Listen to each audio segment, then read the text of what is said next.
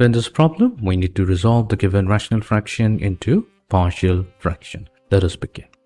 So here we will first begin by considering 3x squared plus 1 minus 2 divided by, we have the factor x minus 2, which is repeating twice, and it's multiplied to another factor, which is 1 minus 2x. So that means in total we have 3 factors in the denominator, resulting in 3 partial fractions, with the first one being a over x minus 2, followed by b over x minus 2 whole squared, and the final one is c over 1 minus 2x. We're going to label this as equation number 1. Our task is to find out the value of a, b, and c. So how to do that? We can use a method known as the cover-up method, and it will help us to find out the value of the constant b and c. We will not be able to find out the value of a though. We'll have to use another method. Reason will become apparent in a moment.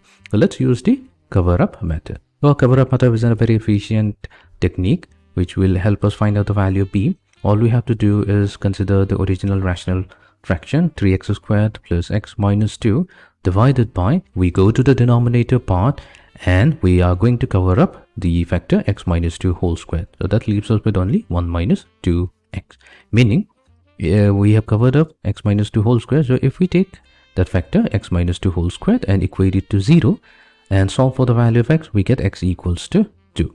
We substitute this new value of x back into our equation in the rational fraction, so we will be easily able to find out the value of b, and it comes out to be negative 4.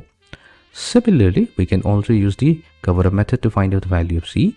This time what we'll do, we'll consider the rational fraction, original rational fraction 3x squared plus x minus 2 and divided by x minus 2 whole squared.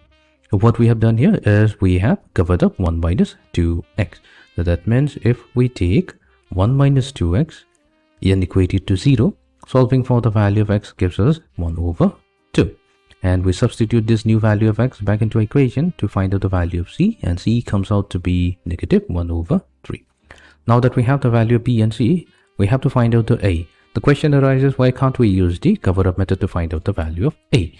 Let's say we are able to use the cover-up method, so a must be equals to 3x squared plus x minus 2. So here we can only cover up x minus 2 in the denominator. So we are still left with 1x minus 2 in the denominator, and that gets multiplied to 1 minus 2x.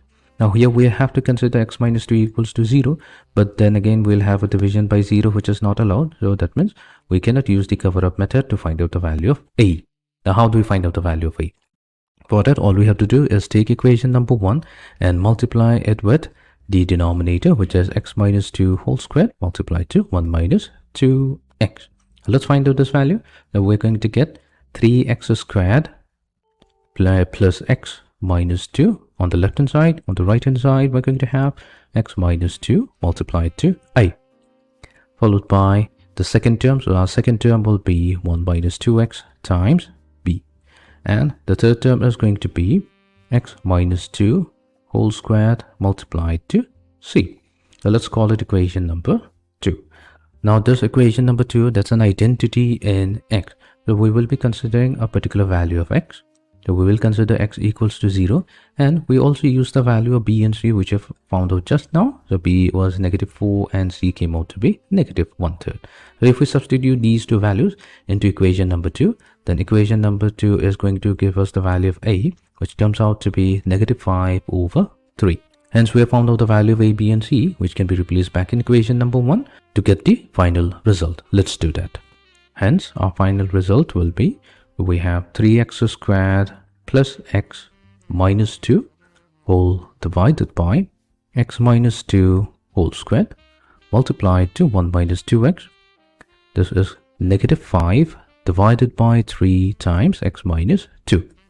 Then we have b, which is negative 4 divided by x minus 2 whole squared, and we have negative 1 over 3 times 1 minus 2x. So this is the required result. We have successfully resolved our given rational fraction into its constituent partial fractions.